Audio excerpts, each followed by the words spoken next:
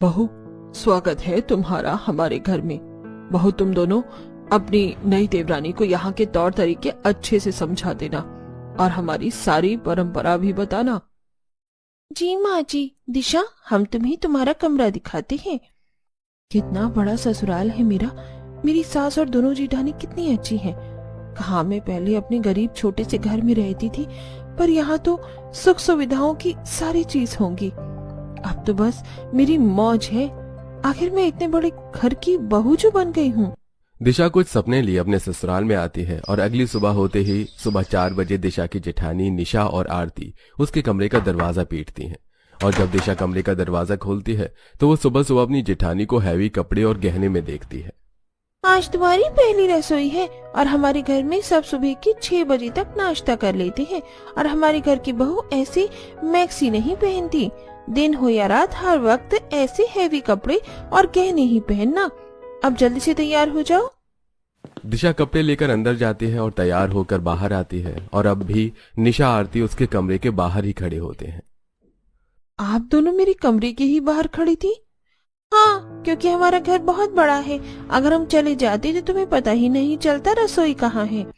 अब चलो, लेट हो रहा है और घूंघट भी कर लो। हमारे घर की परंपरा है कि बहू घूंघट में ही रहती है। दिशा अपनी जेठानी के साथ रसोई में जाती है और रसोई में जाते ही रसोई में मिट्टी का चूल्हा, बर्तन, सिलबट्टा और रसोई में फर्श न देखकर हैरान रह जाती है। हम इतने अमीर हैं, इतना बड़ा ससुराल है, फिर हमारी रसोई इतने पुराने जमाने की क्यों है? जमाना बदल गया है, लोगों ने नए तरीके अपना लिए, पर हमारी सास आज भी पुराने ख्यालात की है। हमारे घर में आज भी पुरानी परंपरा चलती आ रही है।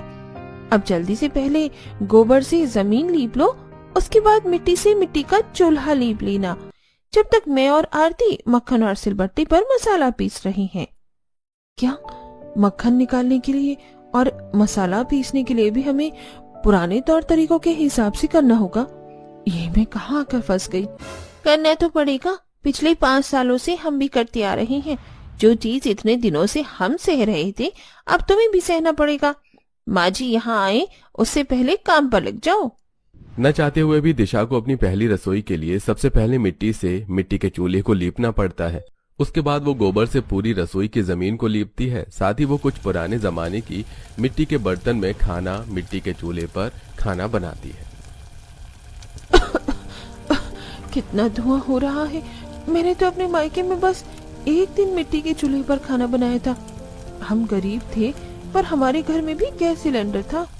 तुम तो गरीब घर से हो, पर हम तो अमीर घर से हैं। पर फिर भी देखो, हमें यहाँ आकर ये सब करना पड़ रहा है। इतने भारी कपड़े और इतने सारे गहने पहन के मुझसे काम नहीं हो पा रहा। पर आज मेरी पहली रसोई है, पहली रसोई तो करनी ही पड़ेगी। भारी कपड़े, खाने पहने रहने की वजह से दिशा को खाना बनाने में काफी तकलीफ होती है। कुछ देर में खाना बनाकर सभी घर वालों के लिए नाश्ता परोसती है। दीदी, सब आ गए हैं, हम भी साथ में बैठ जाते हैं, सब साथ में ही खा लेंगे। भाभी, आप दोनों ने अपनी प्यारी देवरानी को बताया नहीं क्या कि बहू यहाँ सबके खाने के बाद खाती है? काजल, छोटी बहू पर क्यों नाराज हो रही हो? कुछ संस्कार तो मायके में माता पिता को भी देने चाहिए था ना। बहू हमारे खाने के बाद ही तुम खाओगी और तुम दोनों अलग थाली में नहीं खाओगी। तुम्हारे पति जिसमें खा रहे हैं उसी में खाना होगा। मुझे अब से अपने पति का झूठा खाना पड़ेगा। झूठा खाने से तो मेरे मुंह में छाले हो जाते हैं। ससुराल आते ही अपनी ससुराल की पुरानी परंपराओं को देखकर दिशा काफी परेशान हो जाती है। सभी के खाना खाने के बाद तीनों बहुएं अपने पति का छोड़ा हुआ खाना खाने के लिए बैठती हैं। अरे, इतना मुंह क्यों बना रही हो? देवर जी ने तो खाना छोड़ा है, खा लो। 1 दिन 2 दिन अच्छा नहीं लगेगा, फिर धीरे धीरे आदत हो जाएगी। हमारी तरह जल्दी खा लो। उसके बाद हमें मिट्टी के बर्तन में दही जमानी है, मक्खन भर के रखना है और अचार भी बनाना है। पर अचार तो बाहर से ला सकते हैं। भला अभी के टाइम पर घर में कौन मक्खन और घी बनाता है? हमने तुम्हें बताया था ना, नए जमाने में भी हमारा ससुराल पुराना है। जब ससुराल में कदम रखा तो कितने सारे सपने देखे थे, पर सुबह होते ही सारे सपने टूट गए। जो दिशा ससुराल आकर बहुत खुश थी, वो एक ही दिन में परेशान हो जाती है और भारी कपड़े गहने पहनकर अपनी दोनों जेठानी के साथ घर के सारे काम करती है, जिसकी वजह से उसके शरीर में रैशेस होने लगते हैं। और रात को सोने से पहले तो सारे गहने उतार कर बिस्तर पर रख देती है और अपने पति से कहती है, देख रहे हो तुम्हारी माँ ने कितने भारी कपड़े और गहने दिए हैं मुझे पहनने के लिए। इतने गहने और कपड़े पहनने की वजह से मुझे रैशेस हो गए हैं। तुम कल अपनी माँ से कहना कि मैं इतने भारी कपड़े और गहने नहीं पहनने वाली। दिशा, ये हमारी घर की पुरानी परंपरा है, मैं इसमें दखल नहीं दे सकता। तुम मेरी पति हो, अगर तुम नहीं समझोगे तो कौन समझेगा। मैं तुम्हारी परेशानी समझ सकता हूँ, पर मैं क्या करूँ, मैं भी मजबूर हूँ। सूरज भी अपनी बीवी की मदद करने से मना कर देता है। इसी तरह कुछ दिन बीत जाते हैं और दिशा अपनी दोनों जेठानी की तरह सुबह 4 बजे उठती है और सबसे पहले रसोई की लिपाई करते सिलबट्टा पर मसाला पीसती है। हाथों से मक्खन, मलाई और घी बनाती और मिट्टी के चूल्हे पर खाना बनाती और सबको खाना खिलाकर सबसे आखिरी में खाना खाती। यहाँ तक कि वो घूंघट में ही सबके सामने रहती है और घर का पूरा काम करती है। ऐसे ही एक दिन, काजल, ये तुमने कैसे कपड़े पहने हैं? तुम जानती हो ना, हमारे घर की औरतें ऐसे कपड़े नहीं पहनती। भाभी, मैंने जिम ज्वाइन किया है और भारी कपड़े पहनकर घर में रहना, घूंघट करना, गहने पहनना, मर्दों के खाने के बाद खाना खाना, घर में लहसुन प्याज ना खाना, ये सारी परंपरा घर की बहू के लिए है, बेटी के लिए नहीं। बिल्कुल सही कहा मेरी बेटी ने। अब मेरी बेटी का रास्ता छोड़ो ताकि वो जिम के लिए जा सके। वाह रे, इनके घर की पुरानी परंपरा, बहू के लिए कुछ और बेटी के लिए कुछ, और माँ जी की परंपराएं तो समय के अनुसार बदल रही हैं। बहू और बेटी में इतना भेदभाव दिशा को बहुत गुस्सा आता है और वो चाह कर भी कुछ नहीं कर पाती। समय गुजरता है और एक दिन आरती, निशा, दिशा देखती हैं कि काजल मॉडर्न ड्रेस पहनकर अपने कुछ लड़के फ्रेंड्स के साथ बाहर पार्टी करने गई है। दिशा भी डरते हुए अपने सास ससुर से कहती है, अगर ननद जी ऐसे मॉडल कपड़े पहनकर बाहर जा सकती हैं, तो क्या हम घर में हल्के कपड़े नहीं पहन सकते? बिना गहनों के, इन गहनों की वजह से मुझे खुजली होती है। देखिए मेरे हाथों में कितने दाने निकल गए हैं। मुझे तो लगता है मेरे डॉक्टर के पास जाना बहुत जरूरी हो गया है।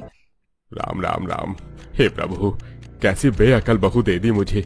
शांति, तुम ही समझाओ इसे, कुछ ऐसे ससुर के सामने हाथ नहीं दिखाते। बहू, ये क्या किया? तुझे मैंने इतने भारी कपड़े, गहने और घूंघट इसीलिए करवाया ताकि तू खुद अपने हाथ खोलकर अपने ससुर को दिखा सके। माँ जी, गुस्सा मत कीजिए, देवरानी जी अभी नादान है, हम धीरे धीरे उन्हें सब सिखा देंगे। निशा और आरती शांति के डांट से दिशा को बचा लेती हैं। इसी तरह कुछ दिन बीत जाते हैं और एक दिन जब काजल को घर का खाना पसंद नहीं आता तो वो बाहर से खाना ऑर्डर करती है। माँ, बाबा, आज मेरा घर का खाना खाने का दिल नहीं कर रहा है, क्यों ना मैं हम सबके लिए बाहर से खाना ऑर्डर करूँ? अच्छा आइडिया है, वैसे भी काफी दिन हो गए घर में कुछ बाहर का नहीं आया। चलो, अच्छी बात है। आज मुझे सिलबट्टे पर मसाला पीसकर मिट्टी के चूल्हे पर धुएं से परेशान होकर इन सब के लिए खाना नहीं बनाना पड़ेगा और बाहर का खाना भी खाने को मिल जाएगा। ठीक है, आप सब बाहर का खाना मंगवा लीजिए, हम तीनों सिर्फ अपने लिए खाना बना लेते हैं। दीदी, बाहर से तो खाना आ रहा है ना, फिर हम अपने लिए अलग से खाना क्यों बनाएं? क्योंकि इस घर की बहू को बाहर का खाना खाना अलाउड नहीं है। कितनी घटिया परंपरा है इस घर की। पर माँ जी, हमारे घर में तो कोई लहसुन प्याज ही नहीं खाता और बाहर के खाने में तो लहसुन प्याज डलता है। बहू, मेरी बेटी का बाहर का खाने का मन कर रहा है। अब मैं अपनी बेटी का मन को तो नहीं मार सकती ना। कल को उसकी शादी हो जाएगी, पता नहीं कैसे ससुराल मिलेगा उसको। इसलिए उसे जो खाना है खाने दे और तू सवाल जवाब करना बंद कर और जाकर अपना काम कर। मुंह बनाकर दिशा अपनी दोनों जेठानी के साथ रसोई में जाती है, जहां वो लोग फिर से रसोई को अच्छे से साफ सफाई करते हैं और बेचारी दिशा सिलबट्टे पर मसाला पीसती है और मिट्टी के चूल्हे पर अपनी दोनों जेठानियों के साथ खाना बनाती है। इस घर में बहू के साथ तो नाइंसाफी हो रही है। मैं सूरज से बात करूंगी। कोई फायदा नहीं है बात करने का, हमारे पति भी अपनी माँ के खिलाफ नहीं जाते। ऐसे अमीर घर में शादी करने से अच्छा हम किसी गरीब घर की बहू बनती। तीनों देवरानी जेठानी इस नए दौर में अपने ससुराल की पुरानी परंपराओं को निभाती है। समय यूं ही बीतता है और बहुत जल्द काजल को देखने लड़के वाले आते हैं। बहू, तुम तीनों मेहमानों के सामने मत आना और जब मैं कहूँ तब घूंघट में खाना लेकर आना। अब जाओ, जाकर रसोई में काम करो। माँ जी, आपने कहा था कि आप दिशा के लिए दवाई मंगवा देंगी, उसे दवाई दे दीजिए, उसके शरीर में दाने बढ़ते जा रहे हैं।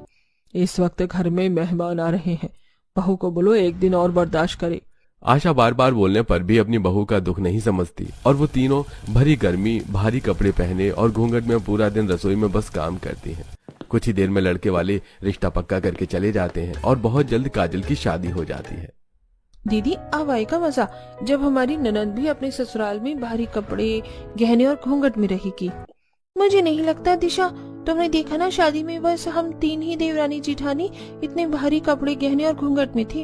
हमने शादी एंजॉय भी नहीं करी, पर काजल के ससुराल वाले कितने मॉडर्न कपड़े पहन कर आए थे। काजल के जाने से तीनों देवरानी जिठानी काफी खुश होती हैं, क्योंकि वो चाहती थी कि काजल के साथ भी वैसे ही हो जो ये तीनों बर्दाश्त कर रही हैं। पर काजल अपने ससुराल में भी काफी खुश होती है। इसी तरह कुछ दिन बीत जाते हैं और काजल अपने पति के साथ अपने मायके आई है। आइए दामाद जी, बैठिए। बहू, जरा मेरे दामाद के लिए कुल्हड़ वाली चाय तो लेकर आना। सुनो शांति, जरा अंदर जाकर तीनों बहू को समझा दो दामाद जी के सामने ना आए, और आए भी तो दूर ही रहे, और घर में उन्हीं के पसंद का खाना भी बनवाना। अजी आप चिंता मत कीजिए, मैंने तीनों बहू को पहले से ही समझा दिया है। बड़ी बहू तो तवेला गई है दूध लेने। माँ, काजल ने मुझे बताया आप लोग लहसुन प्याज भी नहीं खाते, इसलिए मैं यहाँ 1 घंटे भी नहीं रुक सकता, क्योंकि मुझे तो रात को नॉनवेज खाने की आदत है। आप फिक्र मत कीजिए दामाद जी, हम लोग नॉनवेज नहीं खाते तो क्या हुआ, आप अपने कमरे में नॉनवेज खा लेना, हम बाहर से मंगवा देंगे। अपनी बेटी दामाद को खुश करने के लिए विनोद घर में नॉनवेज लाने की परमिशन दे देता है। ये देख सभी हैरान हो जाते हैं। कुछ ही देर में दिवाकर नाक बंद करके अपने जीजा के लिए नॉनवेज लाता है, जिसे काजल का पति अपने कमरे में ही खाता है और अगले दिन जाने की आज्ञा लेता है। यहाँ आकर बहुत अच्छा लगा, आप लोगों ने बहुत ख्याल रखा मेरा। अब 1 महीने के लिए काजल को छोड़कर जा रहा हूँ, मेरी बीवी का ख्याल रखिएगा। हाँ हाँ जीजा जी, आपकी बीवी हमारी भी बहन है, फिक्र मत कीजिए। अरे दीदी, हमने तो सोचा था शादी के बाद इससे हमारा पीछा छूटेगा, पर ये तो 1 महीने और यहीं रहेगी। अब तो हमें कोई तिगड़म लगाना ही पड़ेगा। काजल के यहाँ रुकने से तीनों बहू काफी परेशान हो जाती हैं। वे तीनों आपस में बात कर ही रही होती हैं, तभी शांति अपनी बहू से कहती है, मेरा पूरा घर अशुद्ध हो गया। बहू, तुम तीनों मिलकर आज ही पूरा घर अच्छे से साफ करो। गंगा जल से रसोई और सारे कमरे को शुद्ध करो, और सारे बर्तन, कपड़े, तकिया, बिस्तर सब अच्छे से साफ करना। पर माँ जी, नंदोई जी ने तो सिर्फ कमरे में नॉनवेज खाया था, हम क्या सिर्फ एक कमरा ही साफ कर दें? भाभी, इतनी कामचोरी अच्छी नहीं, माँ ने जो कहा है उस पर ध्यान दो। शांति के कहने पर बेचारी तीनों बहुएं काम पर लग जाती हैं। सबसे पहले वो घर के सारे सामानों को एक एक करके धोती हैं, फिर हाथों से तकिया, कवर, चादर, सारे कपड़े घर में रखा कर एक सामान अच्छे से साफ करती हैं। इसके बाद घर की दीवारों को चमकाती हैं। फिर तीनों बहू मिलकर पूरे घर की सफाई करती हैं। ये सब देख उनके पतियों को बहुत बुरा लगता है। हम कितने लाचार पति हैं, हम तुम्हारे लिए कुछ नहीं कर पा रहे। अगर आप तीनों हमारा साथ दे तो बहुत कुछ कर सकते हैं, पर दिशा, हमारे पति क्या ही कर सकते हैं? दीदी, मेरी माँ ने मुझे एक घरेलू नुस्खा बताया था। हल्दी और चंदन का लेप लगाने से मेरे रैशेस की प्रॉब्लम कम हो गई है, पर मैं इसी का फायदा उठाऊंगी और माँ जी से झूठ बोलूंगी कि मेरी बहुत तबीयत खराब है। सूरज, तुम मुझे हॉस्पिटल के बहाने मेरे मायके ले जाना, और दीदी, आपकी नानी बहुत बूढ़ी है, यही सही समय है उनको अस्पताल भेजने का। और आरती दीदी, आप अपना पैर तोड़ लीजिए, सिर्फ घर वालों की नजरों में। दिशा का आइडिया सभी को पसंद आता है और आरती अपनी सास से कहती है, माँ जी, मेरी नानी बहुत बीमार है, उनकी आखिरी इच्छा है मुझसे मिलना। मुझे कुछ दिनों के लिए मेरी नानी के पास जाने दीजिए। माँ, जाने दो, घर में 2 और भाभी है तो। कोई बात नहीं बहू, मैं सुमित से कहूंगा, वो तुम्हें छोड़ आएगा। आरती झूठ बोलकर कुछ दिनों के लिए अपने मायके चली जाती है, और उसके जाते ही अगले दिन जानबूझकर निशा जीने से गिरने का नाटक करती है। मेरा पैर, इस घूंघट की वजह से मैं सही से सीढ़ियां नहीं देख पाई और गिर गई। हाँ, लगता है माँ जी, मेरा पैर टूट गया है। माँ, निशा को अस्पताल ले जाना बहुत जरूरी है, घर में दिशा है ना, वो सब संभाल लेगी। कुछ ही देर में निशा पैरों की पट्टियां करके आ जाती है। ये देख शांति और काजल परेशान हो जाती हैं, और अगली सुबह होते ही वो लोग देखते हैं कि आज सुबह का नाश्ता नहीं बना। और जब वो लोग दिशा के कमरे में जाते हैं तो सूरज सबसे कहता है, पता नहीं माँ, भगवान क्या चाहता है, पर कल रात से दिशा ने आंखें नहीं खोली हैं। भारी कपड़े और गहने पहनने की वजह से उसके पूरे शरीर में रैशेस हो गए हैं। मुझे लगता है उसी की वजह से वो बीमार हो गई है। मुझे परमिशन दीजिए, मैं अपनी बीवी को अस्पताल ले जाऊं, वरना वो मर जाएगी। नहीं नहीं बेटा, बहू को कुछ नहीं होना चाहिए, तू उसे अस्पताल ले जा। तीनों बहू के ऊपर एक साथ मुसीबत आ गई, अब घर का काम और हमारी देखभाल कौन करेगा? तुम दोनों माँ बेटी हो तो, और वैसे भी 2-3 दिन की ही तो बात है। देखो मुझे बहुत भूख लग रही है, आप जाकर नाश्ता बना दो। विनोद के कहने पर शांति और काजल रसोई में जाती हैं, और पूरा रसोई बिखरा देख शांति काजल से कहती है, रसोई कितना बिखरा हुआ है। काजल, मैं मिट्टी से चूल्हा लीप रही हूँ, तू गोबर से रसोई लीप ले। माँ, मैं गोबर का हाथ नहीं लगाने वाली, ऐसे ही रसोई में झाड़ू लगा देते हैं और खाना बना लेते हैं। अच्छा ठीक है, मैं बाहर से लकड़ियाँ लेकर आ रही हूँ, तब तक तू सिलबट्टे पर मसाला पीस ले। क्या मैं सिलबट्टे पर मसाला पीसूं? माँ, मेरे ससुराल में मिक्सी है, बाहर से सब कुछ पका पकाया आता है, मुझे बस गर्म करना होता है। मेरी बस की नहीं है इतनी मेहनत करना। एक काम करो, बाहर से मसाले मंगवा लो। शांति की उम्र हो चुकी थी और काजल पुरानी परंपराओं को निभाना नहीं चाहती थी, इसलिए शांति बाहर से मसाले मंगवा लेती है और खुद घर में खाना बनाती है। तो वहीं खाते हुए विनोद, सूरज, दिवाकर शांति से कहते हैं, माँ आज रोटी सूखी है, तुमने आज मक्खन नहीं निकाला क्या? जो मिल रहा है खा ले। तेरी माँ के शरीर में अब इतनी ताकत नहीं रही कि वो सुबह उठकर तबेला जाए, दूध लेकर आए, उसे गर्म करे, छाछ बनाए, मक्खन निकाले, घी दही मटके में जमाए। भैया, जो खाने को मिल रहा है ना खा लो, वो भी नहीं मिलेगा? शांति और काजल की बात सुनकर सूरज और बाकी लोग चुपचाप खाना खाते हैं। इसी तरह कुछ दिन बीत जाते हैं और अब काजल को अपनी माँ के साथ पूरे घर का काम और रसोई को संभालना पड़ता है, जिससे काजल परेशान हो जाती है और एक दिन बाहर से खाना मंगवाती है। अरे शांति, मैंने तुम माँ बेटी से कितनी बार बोला है, खुद के लिए बाहर का खाना मंगवाया करो, मेरे लिए नहीं। मैं लहसुन प्याज वाला खाना नहीं खाता। सुनिए जी, मैं थक जाती हूँ घर के काम करके। आपकी बेटी को कुछ बोलो तो नाटक करती है, खाना न बनाना पड़े, इसलिए किसी ने बाहर से खाना मंगवाया है। काजल 1 महीने के लिए तो आई है, क्या तू इतना भी नहीं कर सकती? माँ, पापा, मेरी नई नई शादी हुई है। मेरे कहने पर आपके दामाद मुझे यहाँ छोड़कर तो चले गए हैं, पर मेरा यहाँ ज्यादा दिन रुकना सही नहीं। लोग क्या कहेंगे? और रही खाने की बात, मैंने आज से पहले कभी भी रसोई में कदम नहीं रखा। वो तो शुक्र मनाओ जो बाहर का खाना आ रहा है। ये भी सही है, कम से कम आप लोगों को मैं खाने को तो दे रही हूँ। अरे बेटी, तू नाराज क्यों होती है? तू तो जानती है तेरी तीनों भाभी की हालत क्या है। कुछ दिन और रुक जाओ, जैसे ही तीनों बहुएं ठीक हो जाएंगी तुम चले जाना अपने ससुराल। पापा, वो तो भाभी है जो पता नहीं कैसे आज के जमाने में 100 साल पुरानी परंपरा झेल रही हैं। बेचारी मेरी भाभी भूखी रहती हैं, पर फिर भी घर के लोगों को खाना खिलाने के बाद खाना खाती हैं। गोबर से घर लीपती हैं, चूल्हा लीपती हैं, मिट्टी के बर्तनों में सामान रखती हैं, मिट्टी के चूल्हे पर खाना बनाती हैं। मेरे बस की नहीं है ये सब करना, अपनी बहू से ही करवाना। मैं तो चली अपने ससुराल, वहाँ तो सब कुछ इलेक्ट्रॉनिक है और नौकर चाकर भी हैं। यहाँ मैं नौकरानी की तरह काम करूं, इससे अच्छा है कि मैं अपने ससुराल में बैठकर आराम करूं। जा बेटी तू जा, बिल्कुल सही कह रही है तू। मैंने अपनी बहू के बारे में नहीं सोचा, शायद इसीलिए भगवान मुझे ये दिन दिखा रहा है। शांति को अपनी गलती का एहसास हो जाता है, तो वहीं काजल भी काम के डर से अपने ससुराल चली जाती है। अब अकेली शांति जब रसोई के लिए उपाय कर रही होती है तो विनोद शांति से कहता है, रहने दो, रसोई की लिपाई करने की जरूरत नहीं है। मैं रसोई में फर्श लगवाऊंगा, मिक्सी, सिलेंडर, फ्रिज और जरूरत की सारी चीजें लेकर आऊंगा, ताकि हमारी बहू को भी परेशानी ना हो और फिर कभी दोबारा ऐसे हालात हो तो हमें परेशानी ना हो। जब शांति और विनोद पर बात आती है तो वो लोग रसोई का नक्शा ही बदल देते हैं। कुछ दिनों बाद आरती अपने ससुराल आती है तो वहीं निशा भी अपने पैरों की पट्टी खोल लेती है और दिशा भी घर आती है और उनके आते ही शांति अपने हाथों से तीनों का घूंघट हटा देती है। तुम तीनों को अब इस घूंघट में रहने की जरूरत नहीं है और ये गहने भी उतार दो और वो कपड़े पहनो जिसमें तुम कंफर्टेबल हो। हाँ बहू, हैरान होने की जरूरत नहीं है। तुम्हारी गैर मौजूदगी में हम समझ में आया कि तुम तीनों पर क्या बीत रही है, इसलिए तुम तीनों के लिए एक सरप्राइज है। तुम तीनों रसोई में जाओ। तीनों बहू रसोई में जाती हैं और मॉड्यूलर किचन देखकर काफी खुश होती हैं। दीदी, कहीं मैं सपना तो नहीं देख रही? दिशा, ये सपना नहीं हकीकत है। बहू, अब तुम्हें काम करने की कोई परेशानी नहीं होगी। हमने चिमनी भी लगा दी है, न धुआं न ही चौका, और मसाले पीसने के लिए मिक्सी है। और अब तुम्हें घर में मक्खन, घी, दही बनाने की जरूरत नहीं है। ये सब हम बाहर से मंगवाएंगे। थैंक यू सो मच माँ जी। आज मुझे लग रहा है कि मैं सच में अमीर घर की बहू हूँ। मुझे तो सारी खुशियाँ ही मिल गई।